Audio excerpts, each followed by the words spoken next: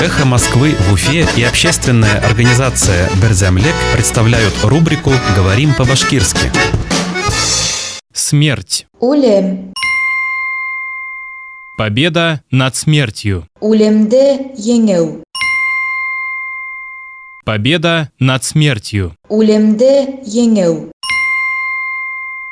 Радий Хабиров заявил о победе над смертностью от онкологии. Радий Хабиров яман шиш ауруынан улемде еңеу турахында иғлан итте.